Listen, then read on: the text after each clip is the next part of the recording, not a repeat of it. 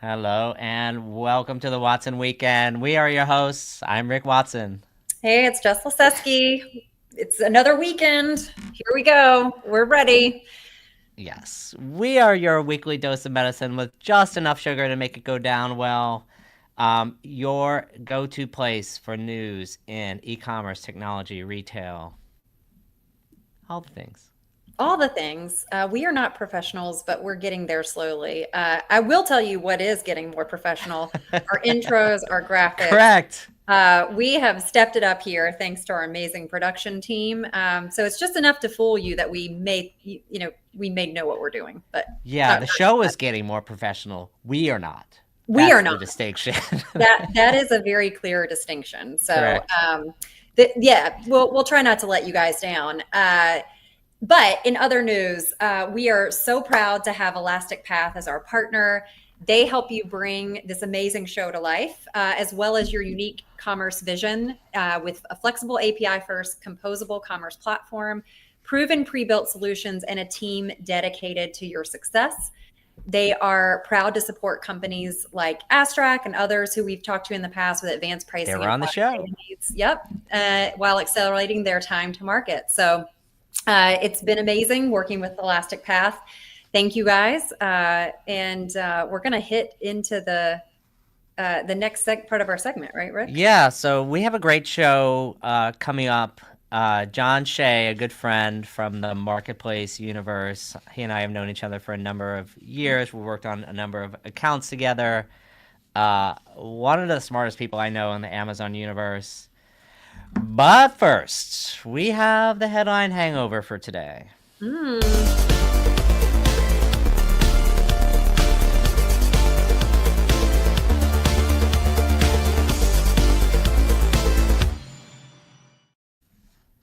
Here we go. Awesome. Target. Our first story is really Target canceled Christmas already, which is mostly for their employees. They were getting 100% of their bonus in previous years because of the Q4 performance and the full year 2024 performance, which was not fantastic. Rough o'clock. Employees are getting 87% of their bonus, which Yeah. seems like a pretty high number for their performance. It does. I guess it's above 80, but not at Right. 90. I mean, it's kind of a weird percentage based on the calculation. So, yeah. Then, I know in this article, they were also talking about other things that they have cut, other initiatives. Like we know that they've been pulling back in DEI. But yeah, lots of things that Target's scaling back, and bonuses just seem to be the next thing.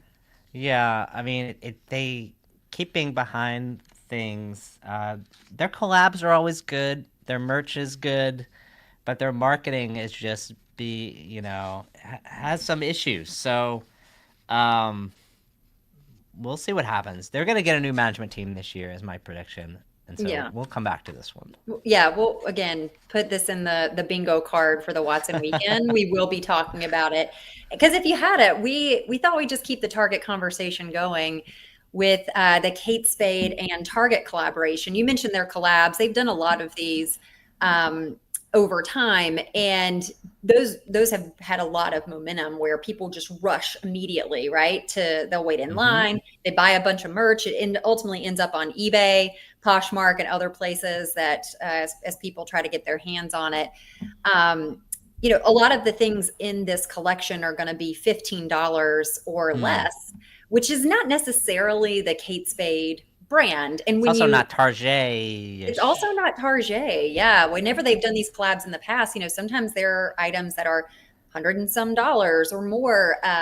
So yeah, it is kind of interesting. And I wonder, Kate Spade's been, I think, struggling a little bit too for a while. They've not You necessarily don't been the say? marquee brand that they always once were. So do you feel like this is a match made in heaven or Um, Look, Target usually does a good job in these collabs. They don't overcommit to them, but it's enough to like generate some buzz, and then they sort yeah. of keep rolling them down.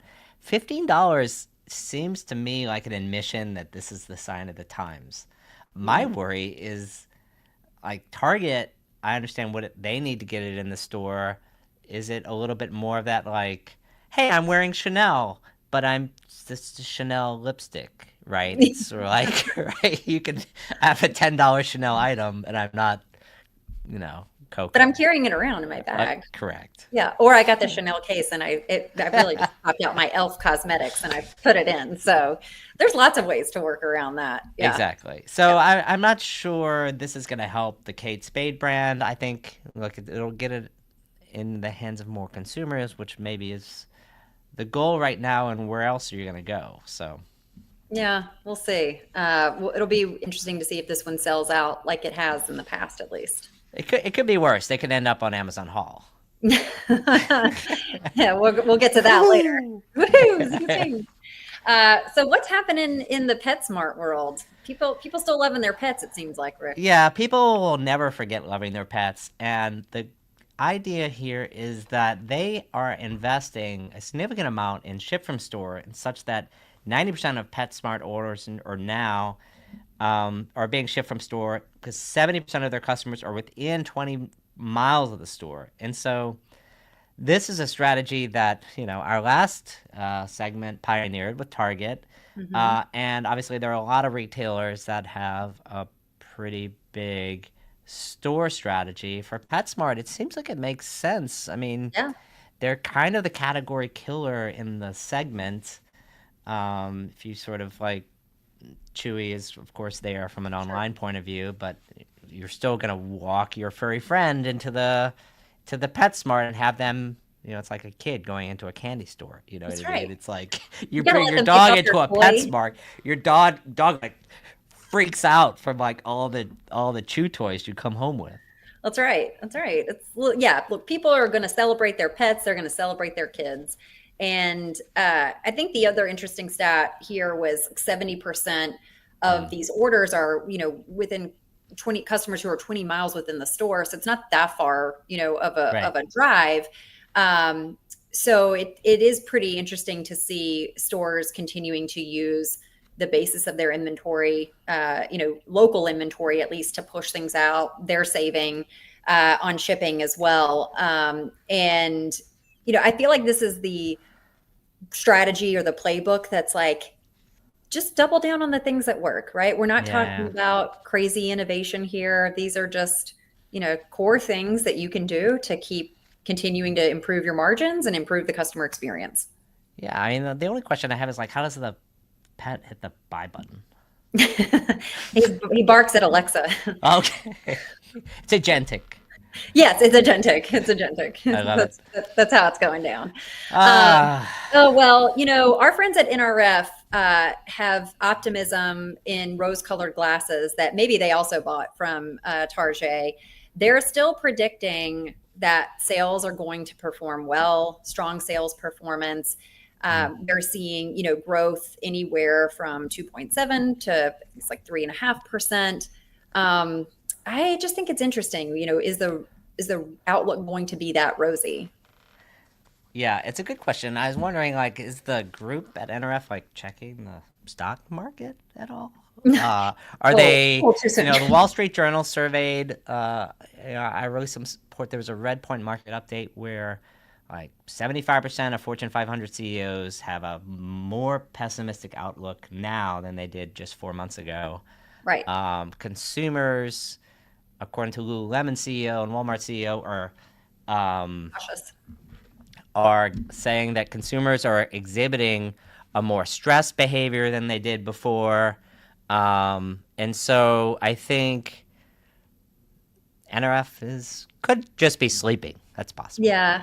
Look, I mean, the quote that I thought was a bit shocking was like, consumer spending is not unraveling.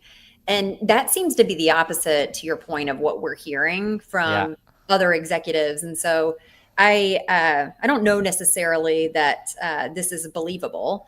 yeah.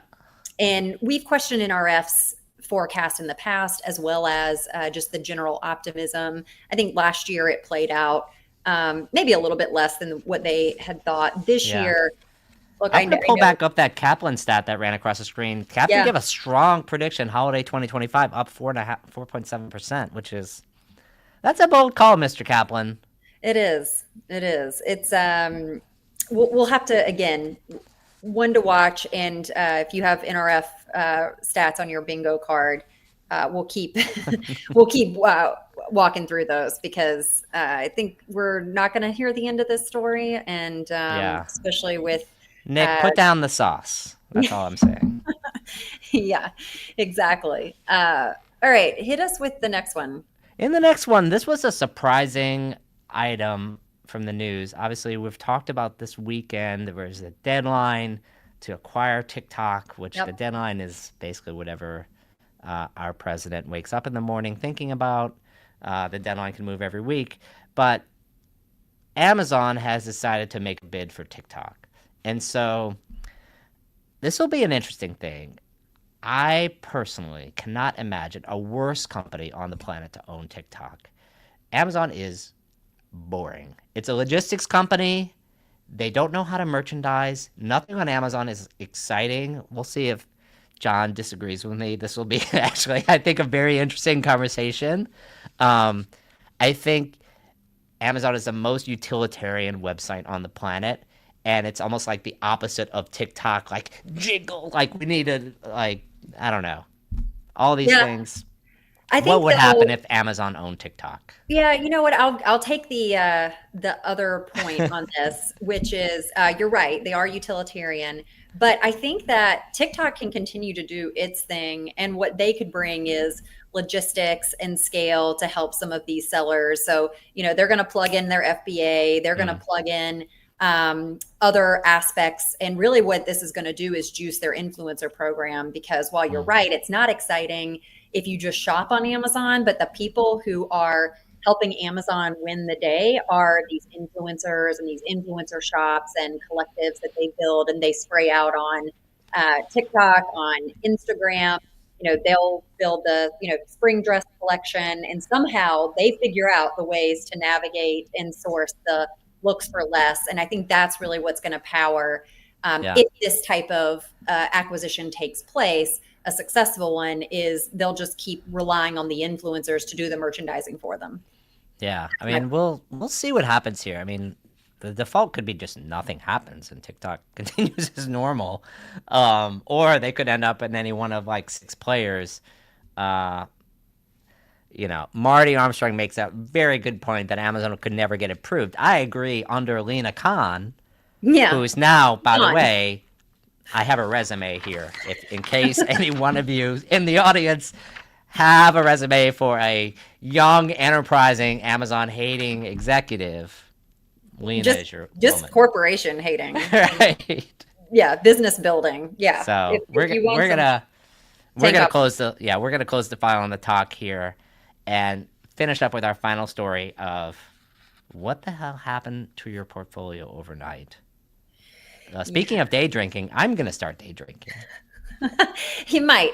Yeah, this is called While You Were Sleeping, and I didn't sleep. So it was, I think I had dreams about, um, waking up and like just the world was somewhat ending. It's kind of been insane to see what has happened. We, had the tariffs get, I think the tariff calculator was interesting, right? Hmm. In terms of how things were calculated. Yeah, There was the I think my daughter Florence came up with the calculations. yeah, she used her abacus. Yes. Yeah, to pull it together. I think that is what happened. We saw some pretty hefty things. Apparently, the penguins are in protest on the Antarctic islands that also had tariffs. There's a lot of good memes going around about that. But yeah, the market is not happy because the market likes certainty, and we are in very uncertain times, friends. That is the case. So we're gonna monitor it, and again, we're gonna get you some sleep, Jess, Thank you. because we can't have you, especially at the beach. I You know. need to get some No, nice I'll be quality napping. rest. I'll be napping later. Don't Right. worry. No, for sure. You're right. So Well, that's it for the headline hangover. Thank you to our sponsors, Passport. We always appreciate you. Our next segment is with an old friend in the marketplace universe, John Shea. John is a proud dad of two boys. He's a Bostonian. He's a Harvard professor wow. on occasion. I don't think full time. We'll ask him. He is a certified nerd. He was at Google in the 2000s. He worked on paid social and programmatic marketing at Criteo. Now he's focused on helping brands and retailers succeed on Amazon through his digital data consultancy and performance marketing firm, Momentum Commerce, which is one of the most respected consultancies in this e-commerce enablement space. So, welcome to the program, Mr. John Shea. Hey, welcome, John.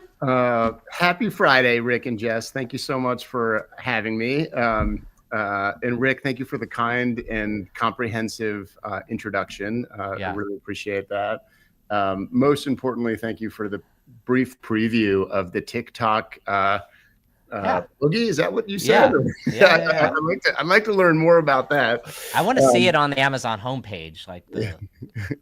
I think that's an interesting matchup. We should talk through that a little bit. But yeah, I'm delighted to be here and share some of my experience working with a lot of leading brands on Amazon with your audience. From both of you. So thank you.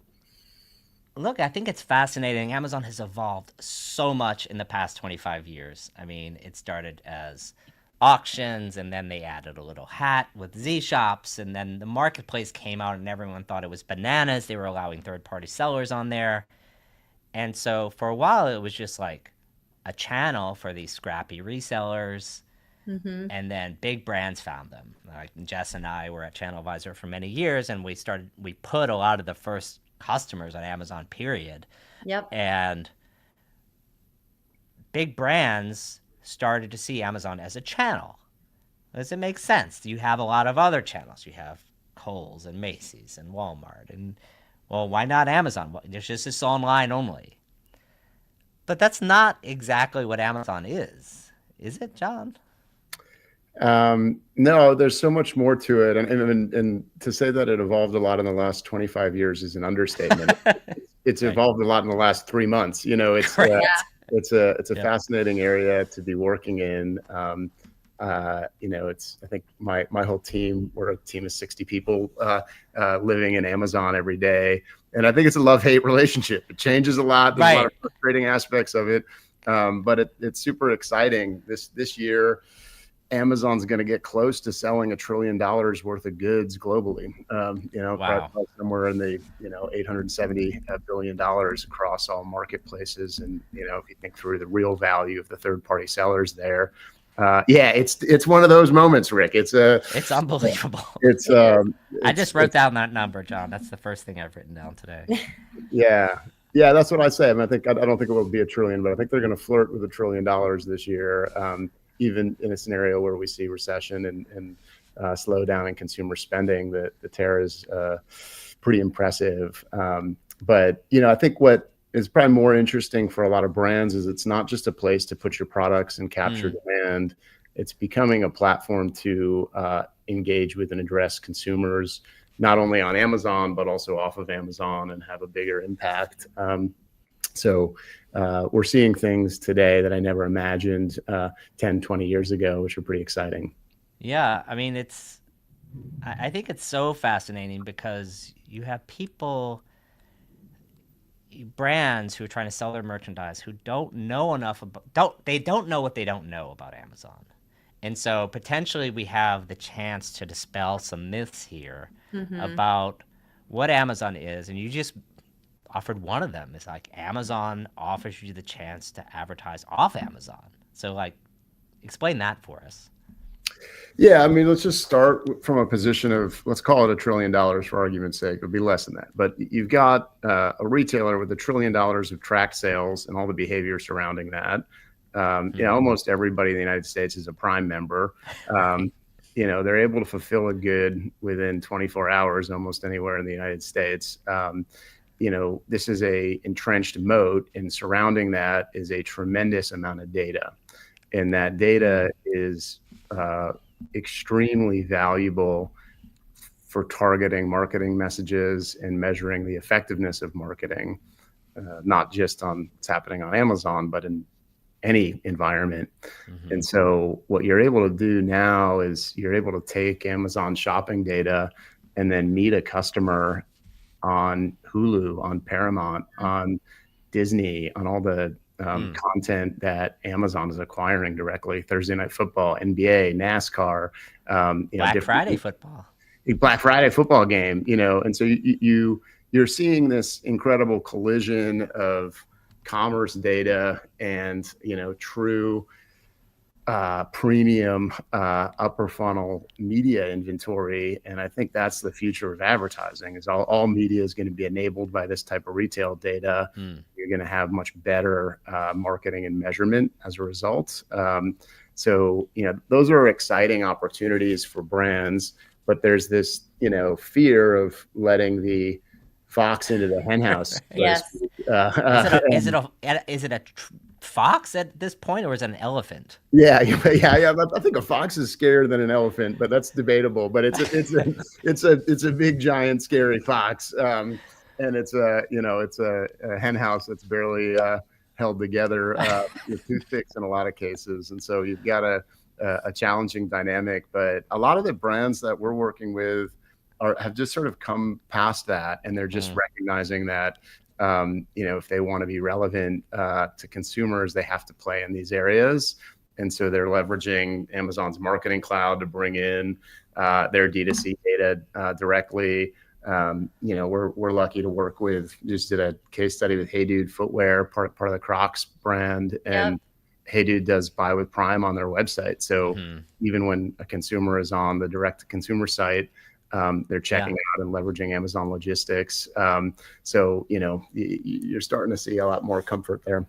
Yeah, it is interesting because for so long people avoided Amazon, especially brands. They didn't feel like they could build a brand presence on Amazon in the same way, right? It's, who cares about the brand, and you're layered beside potentially a knockoff, right? Same in the merchandise listings. Are you finding that brands are just overcoming that and realizing that, I may not be able to build my brand in the same way, but I have to be there? Or do you find that there is still opportunities for that brand building experience? Yeah, I think brand building on Amazon is still significantly constrained. That they enable brands to create brand stores, and you have to do it, right? But when we look at our client data, it's no maybe it's the search. It's the search.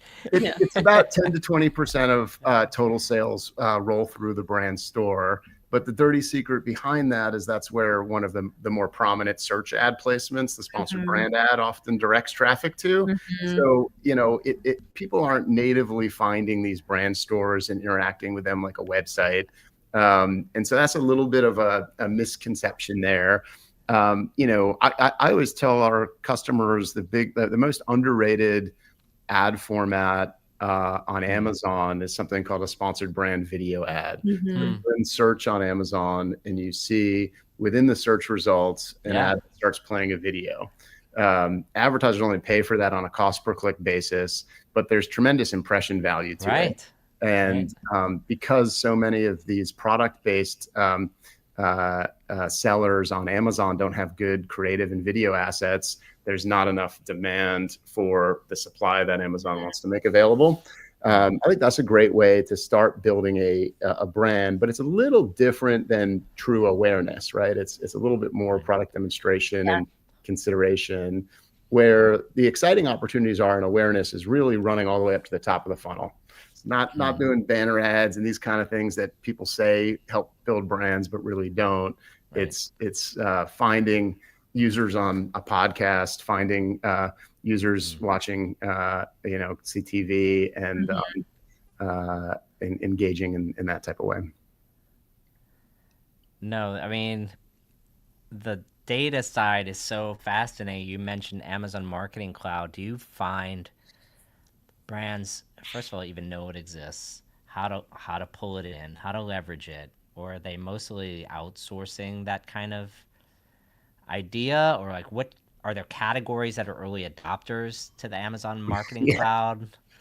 So first of all, Amazon Marketing Cloud is a clean room. If anybody doesn't know what a clean room is, it's an environment where you can take encrypted data, such as your customer file, and then marry it up with other encrypted data, such as Amazon's customer file, and then understand overlap there. Interesting. So it's in clean rooms exist in a lot of different places. Yep. And it allows you to allows Amazon to share data that it normally would be sensitive to share around its customers, and brands to do the same. And so, the real opportunity with Amazon Marketing Cloud is omni-channel impact. Like how can we think about the customer journey across many different points of sale and media touch points to make better decisions. In classic Amazon fashion, as they've enabled this technology, they've also sort of randomly inserted data that you can only get within this platform. It doesn't really belong in a clean room. It's just really useful data. And so, there's measures that should exist in vendor seller central, the seller platforms, or the Amazon ad console that you can only get in Amazon Marketing Cloud. So there's a ton of confusion in the marketplace, I would say. Things that are very valuable and customers should be paying attention to is, historically, it's been very difficult to understand CAC to LTV ratios on Amazon. And with the Amazon Marketing Cloud, you can now look at 5 years of shopping history of a customer on Amazon to get a better measure of lifetime value for one of your Amazon shoppers. You could also look at the acquisition cost of various advertising campaigns. And then you can layer audience signal over all the ad buys you do with Amazon to optimize in that direction, which hasn't been possible historically.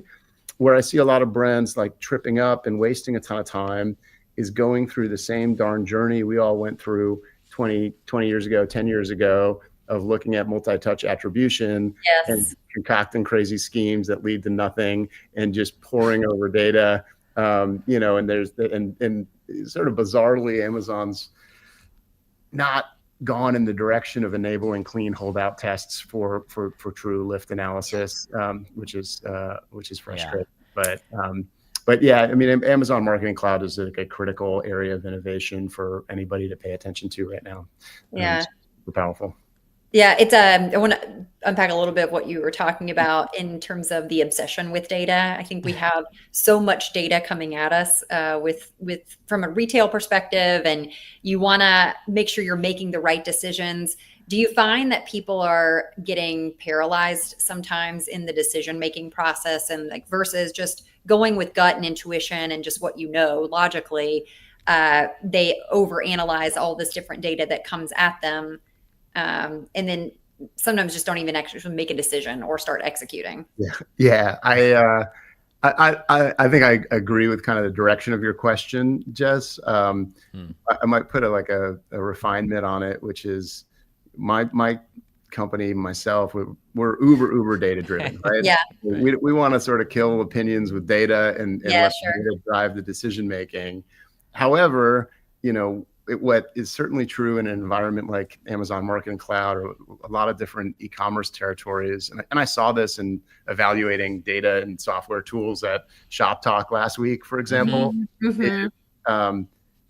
People need to have a nose. They need to look at the data and have some intuition and just say, there's a there. Let me keep chasing this. Or this isn't really going anywhere. This doesn't pass my sniff test. And that could be around marketing effectiveness. That could be around, customer segmentation and personalization and stuff. But what I don't see happening enough is kind of a nose that can save you a ton of time. And then you get folks doing, being paralyzed by too much analysis if they don't have a good nose for what they're looking for. Yeah, I'm probably projecting some of my own things because I've definitely sat in meetings where you spend 45 minutes talking about the data versus 45 minutes talking about the strategy, the execution, the things you need to go do, and like arguing over the numbers. But it sounds like you guys at Momentum are helping sniff that out. And so, like, is there something that you do to help people like move on, or just, whether it's like category deep dives or other ways you guys help them like cut through that and find their nose, if you will? Yeah, I mean, to be clear, we struggle with this just like anybody does. I think ways to get around it is we've invested a ton in our own proprietary technology to try to just get to the point faster. Yeah. So, for our customers, whatever category they play in, we can immediately see how many sales are happening in that category, what brands are up and down. So you Nice. can kind of like contextualize data patterns based on market trend, which helps a Yeah. lot. Yeah. And then, what I'm just bullish about is like looking at AI and agentic solutions for more flexible and large scale. Is that a bingo card word? Yeah, Yeah. I think we hit the center square from Shop Talk. Oh man, I don't want to be the jargon guy, but It's okay. You're living among friends. It's fine. Yeah, it's a safe space. Helping business strategists perform like data analysts is very cool, and within the next year or two is going to be super common, which I'm excited about. Yeah. I mean, there's a lot of, I mean, speaking of like making analysts successful, there are a lot of building blocks of success on Amazon, and you've talked about kind of your 10 factors here, but I almost want to like get before that. If you're a brand thinking about Amazon, okay, it's a platform, not a channel. Okay, great. But even it's like, is it first party? Is it third party? Like, what should I even be thinking about? If I'm on first party, should I stay on first party? Because I heard that they didn't want me on first party anymore, but now it seems like they're okay that I stay there. So, like, what's the thinking around the mix at Amazon right now? Yeah, so I'll give my opinion. I certainly can't speak for the thinking at Amazon, right? But come on, John. Let's be honest. That's really why we're all here. We're just between friends here. You can tell us what Amazon is thinking. Truthfully, I don't know what on earth Amazon is, which is why I can't answer that question. But I mean, historically, Amazon's maintained the retail business, vendor central, first party, however you want to say that, in order to control price and to be able to price match anybody. Exactly. Yes. So that they can offer to the customer the promise of the lowest prices anywhere. That's the strategic advantage. So they want to have critical assortment from big brands that gives them that pricing advantage. So that's the strategic requirement. The retail business for Amazon is not a profitable business unit at all. Marketplace is probably much more profitable for them. On the brand side, the decision should be driven by economics primarily. The economics are quite different from 1P to 3P. And a lot of that just has to do with like size of goods and price of goods and understanding, where Amazon, in order to have infinite selection and great pricing, is willing to, eat some margin to offer, you could buy a thing of Tylenol that costs $7 on Amazon. The shipping cost of that kind of kills the margin, but Amazon wants to have the assortment. Sure. That's a slam dunk for 1P. But if you're selling like makeup, it's small, it's cheap to ship, and you're charging a premium, your margins are going to be way better selling at retail value in the marketplace. So, generally that decision is a pretty straightforward one based on economics. The harder part is when you're already down the road with 1P and you want to unwind that.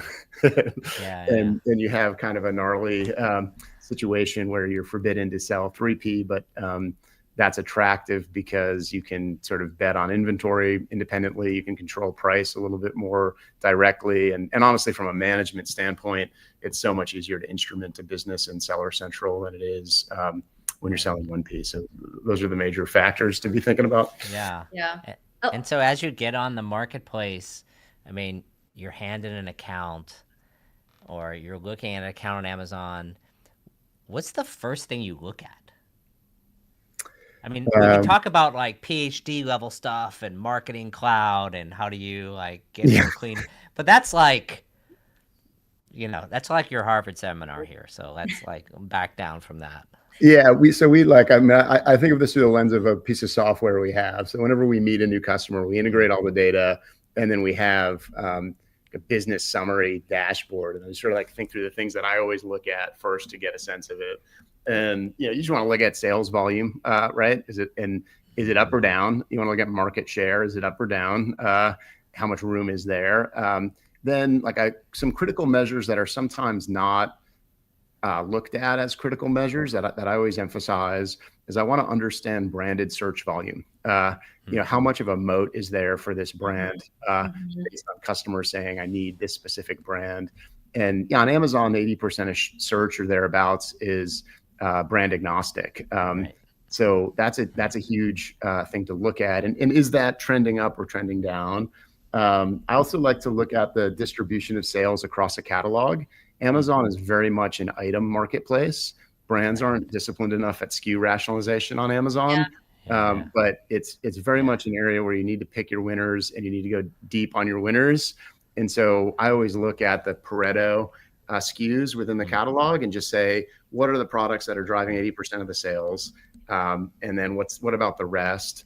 And then we kind of unpack dynamics of retail readiness, reviews, ratings, customer feedback, and try to benchmark that against category median rates. And the last thing that I'd always look at, and you could take a different lens on it depending on the business, but try to look at relative price position. How is the product priced relative to its competition? And even that word competition is a slippery word because there's so much competition on Amazon that you need to be very specific who you're talking about. 100%. We always define competition algorithmically. So what we do is we look at all the brand's products in search results, and we see the most common neighbors in the search results. And those are your competitors. Who are you hanging with? Yeah. And 9 times out of 10, when I'm talking to a CEO, they actually think a different set of competitors, and you have to get over that. But if you look at it algorithmically, then you can build any statistics comparing yourself to your competition on a time series basis. And we're about to go into like tariffs. Price on Amazon's going to go nuts. And what's going to be fascinating is to look at relative price position. Whether you move your price up or down, your competition's doing all this kind of stuff. Like, are you still going to be 20% above the median price? Or how is that really going to shake out? And so we're monitoring that for all of our clients and kind of interested to watch that trend. Yeah, I found too, and I don't know if this is a strategy you advise or just brands are trying to do this to work around price parity clauses and things like that, is I'll find that brands will put kits together, and maybe this is more in cosmetics or things like that. And so they'll create these special bundles or special kits that are exclusive to Amazon, or they may not offer in the same way on their site. Is that a typical thing you would recommend? Is that oh no, I wouldn't go there? 100%. There's a great way to expand order value and margin by kitting products together. There's some challenge to it too, though, right? Like I see a lot of folks get that wrong. And so maybe if it's cosmetics, maybe they're doing it at Sephora for a holiday sale, or or maybe they're even doing it on Amazon for Prime Day. And in either scenario, you're enabling the customer to buy product on a unit basis very, very cheaply.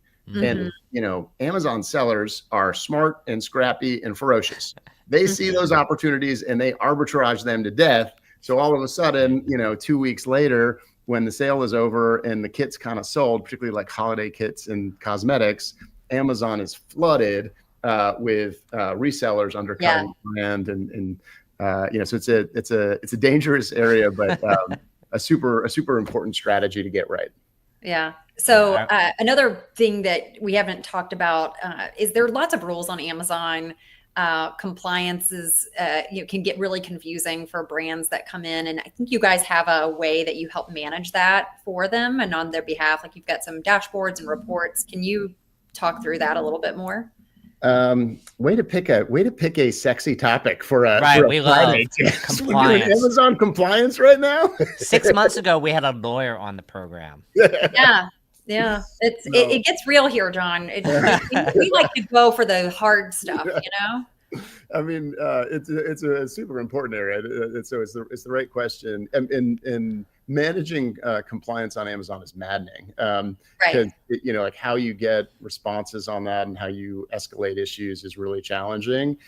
We certainly don't have a silver bullet. There's a lot of aspects to compliance. Some of them data can be helpful for, just in making sure you're compliant with good account health from a selling perspective. But then there's a lot of like product oriented things, particularly if you're selling consumables or electronics that are pretty gnarly to work through. And honestly, it's sweat equity and having really good discipline and form with how you're engaging with support at Amazon. I always find that people focus on the tooling side of like Amazon, like what tool is Amazon giving me to manage that? Meanwhile, they don't have a reseller policy. Yeah. And by the way, they have no control over their own sales reps. Yes. Yeah. Your product is going out the back door. Yeah. How did this end up at Amazon? I wonder how. Yeah, and the week before they just celebrated the guy who's over like selling into Ecuador, who just sold like $20 million into Ecuador. That somehow I wonder where that's actually going. Yeah, we see that type of thing pretty often. Yeah. No, it's pretty interesting because I find that at least when Rick and I back in the day, people would be like, well, no, we want you to help call Amazon to get this stuff off, and that's why we're working with you. Not like how are we going to drive the sales within the channel? What's the strategy? Yeah. It all came down to the fear and the management of it. So that's an area for me as a running a Amazon agency can be really frustrating because a lot of my competitors are out there claiming that they have special connections, silver bullet tools that just don't exist, and that creates a lot of noise in the marketplace. And so I always tell brands, if you hear that type of thing, just run away, because that isn't how it works. It's too good to be true. Look, traditional retail is run on like merchandising managers and steak dinners and backroom deals and showing up with their merch in Bentonville. Amazon has robots. Yes. Yeah. You're selling to an algorithm. That's the game. Yes. And sometimes the algorithm is very frustrating. doesn't have great bedside manner. Speaking of frustrating, like there was an internal debate, especially by some brands you talk to. It's like you go to a brand and you have people who are like, you know what? We should think about Amazon because, as you said before, everyone in America is a Prime member. And you always have these people that are detractors coming in, and you're like, we can never be profitable on Amazon, period. Amazon will always take all our money. What do you say? What do you say to that? On the one hand, I'm like very sympathetic, right? Like I'm watching all of my brands right now, and their tariffs are hitting and they're getting squeezed on that.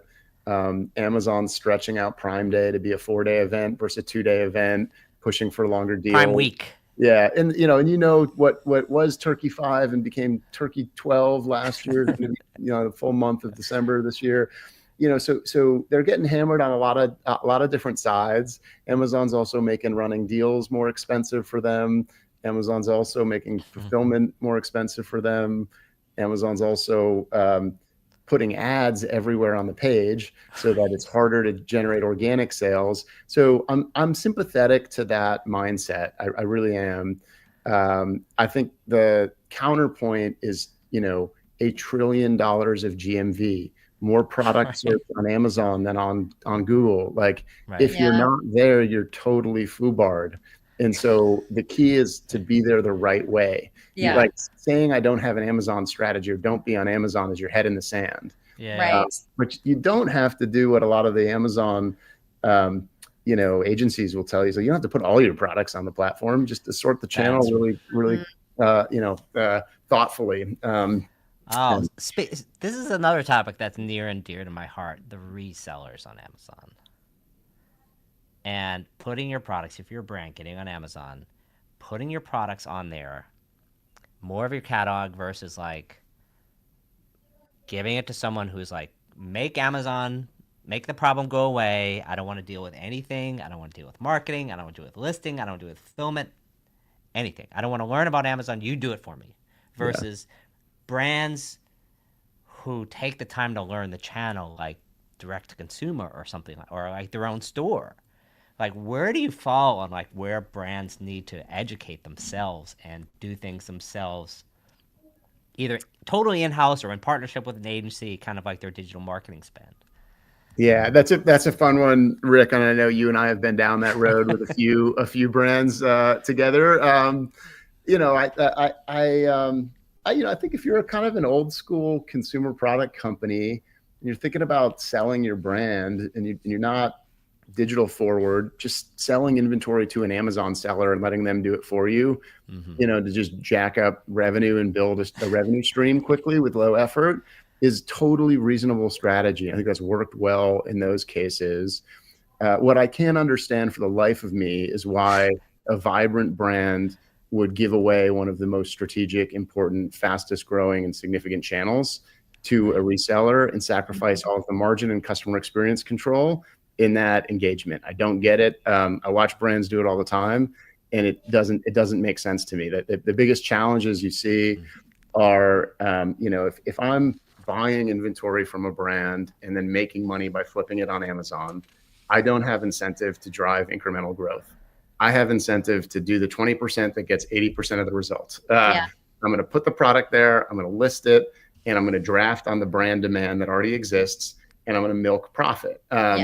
It's the incremental profit dollar that isn't incentivized in that environment. So growth gets stalled.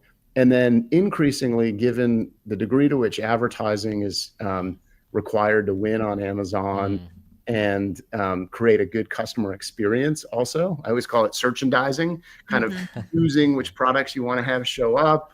Maybe you have a good, better, best product lineup and you want to present that to the customer on searches that aren't specific enough, all those types of dynamics. Like a reseller isn't going to handle that with the same care that a brand would, and isn't going to represent the brand in the same way. So I don't fully understand why brands opt for that model in my experience, unless they just purely don't have any capability to manage e-commerce sales. Yeah. So we talked about the tariffs and lots of crazy times ahead. What's in store from your perspective for Amazon? Like, are they recession proof? Is it still going to be a go-to destination for the customer? Yeah, I mean, I think at Amazon's scale, they're going to be as exposed to the recession as anybody would be. It's just if consumer spending dips, they will suffer. They won't suffer as much elsewhere. But I don't want to out anybody's age on this call, but I think we all rode through 2008, 2009 in this industry. Yes. And I think that's what we're prepping for. It's just chaos, and so like the markets don't respond well to that. And on the back of that, I think you're going to have some challenges. I think discretionary consumer spending is going to go down. Amazon has its private label, Amazon Basics and things like that. Yeah. We saw last recession as a lot of customers traded down into those types of products. Yeah, first party seemed to get a bump, in the middle of last year. And unit volume went up, but AOVs really tanked. Tanked a little bit. I think that one bright spot I would say for Amazon is like I can remember working on search marketing in 2008, 2009, which was incredibly resilient and grew through the recession, whereas overall marketing spend declined by 20-ish% or something like that. Retail media, I think, is going to be super resilient to any type of recession that we see on the back of tariffs and other things happening in the world. Because it's accountable. You think that's mostly just because people are digitizing their marketing spend more and more, and as it's more trackable, that there's still a lot of ad inventory to move over to those sorts of formats? I think it's a function of like accelerating digital transformation, which again, like we saw that in 2008, 2009 in a big way. But it's also a function of if on average 60% of a brand's marketing budget goes to branding and 40% goes to performance, the majority of CFOs and CEOs are going to feel more comfortable cutting the brand budget than the performance budget. Right. And that's not the right thing to do in most cases, but that's what happens. Right. And so I think you've got resiliency as a result of that. Yeah. Well, we'd love to just kind of close on the Amazon outlook. You gave us some great data on how this sale had performed and some of the insights where we talked about the NRF version of the retail outlook. We'd love to pop those up and have you talk through them. Like, what is this data telling us about the consumer and Amazon's performance? Could we share those? Yeah, we can pull those up here. Let's start with growth. Yeah, so I can share what we've seen so far this year. So this data is sourced from our market intelligence platform, which is called Velocity, where we look at a bunch of statistics across Amazon. If we don't have March data compiled yet, but January and February was $86 billion of GMV sold in the United States on Amazon, which was up about 8% year over year. Beat retail. What's that? It beat retail, which is up. Yeah, so it's, Correct. it's like, retail is continuing to It's really compensate. twice, or almost Yeah. over twice retail growth. Yeah. Yeah, so that's meaningful. And there's an extra day in February last year too, right? So there's Right. like a Yeah. little, that's a That little leap year gift. point there. Yeah. So we'll Let's see. keep going. Some categories were up pretty dramatically, and you can kind of see some reasons why, and then other categories were down considerably. So there's winners and losers kind of across this, and really important to calibrate. Yoga apparel, Jess, come on. I know, but also I think do people really stick to dry January, right? Tumblers and drinkware down. Yeah. You would have thought. I'll confess, I tried to stick to dry January and failed. I don't know about you guys. No, Did not try. No. Yeah. So, I thought that was interesting. Yoga apparel, like, yeah, I guess people also weren't working out. Not sure. What's happening there? Medical diagnostics. That one's a random one too. What's that telling you? That's probably a function of fewer COVID tests being sold this year than last year, which is a good thing. That's a good one for everybody. I think that the effect was a little bit less pronounced. Yeah. Except everyone got hit with the flu or whatever the funk was. I don't know if it went around, your area, John, but like took our whole family out. It was like a cycle of sickness for 4 weeks. Yeah, we got enough bad stuff happening in the world. Let's not recount the January illness, but that hit my household pretty badly too. Yeah. Any things you predict are going to be with what the dynamics in the industry and things happening? Like, are there categories you just feel like Amazon will own and win this year that might be different than in the past? I mean, at this point, Amazon really is the everything store. They're kind of covering the market pretty darn well. We work with a few beauty brands, and I continue to be amazed at the acceleration of Amazon's beauty business. Yeah. It's bigger than Sephora and Ulta in store and online combined, and it's growing. So I think that's an area that I think they'll do really well in this year. And I'm excited. I think it's an interesting area. There's a lot of pressure on brand margin, and so I think it's going to be a year where the strongest survive. The companies that have great capacity and capability to execute well on a platform like Amazon are going to find advantage and come out the other side of things a lot stronger. It's exciting for people like me who nerd out on this stuff and try to do it at the highest level. Yeah, I think the ability to be nimble is definitely going to be required this year with your suppliers. I mean, you even see brands and retailers announce today, like Nintendo released their Switch 2. They said, like, oh, we're going to bring in the inventory early. They're like, nope, we're not going to bring in the inventory early. We're going to wait a month just to see what the heck is going to happen. And so I think there are a lot of brands, retail, like distributors, the entire supply chain needs to figure out what's going to happen. Yeah, I mean, if you think about COVID as being like an unpredictable event, and what we're dealing with now for consumer product CEOs is just as crazy as managing through COVID, because you have no idea what's going to happen. The challenge in COVID is like some companies overbought and they got wiped out because think about all the Amazon aggregators. They bought way too into the COVID demand and basically went bankrupt. And then other companies may not go in hard enough. And so we're having a really hard time with our clients navigating that because you just don't know. The clients that sort of have good forecasting practice and get it right are going to benefit the most. Awesome. It's almost like you just kind of have to keep your head on straight, right? Not move into panic mode, and but also make the right decisions, which is why people work with you to help them be smarter. I think we're gonna have a slogan come back. Keep calm and carry on. Like, I think that's gonna make a comeback, Jess. Yeah, I think so. Except we're gonna do a John Shea spin where it's gonna keep calm and find your nose, because that's really what we're trying to help people do, right? Sniff it out. Sniff it out. Yeah, sniff it out. So, well, I think it's a great place to wrap. Thank you so much, John, for being with us, and thanks to Elastic Path again for helping make this happen. It's been a really exciting conversation and a lot of good takeaways that I hope our viewers, we had more than one today, so that's good, found really interesting. So thank you. And did we tell you about a dance party? We got to dance. There we go. It's the TikTok jazz. It's the TikTok shoulder. I was unaware of the dance, but I'm here for it. Have a good weekend, everybody. We'll see you next week.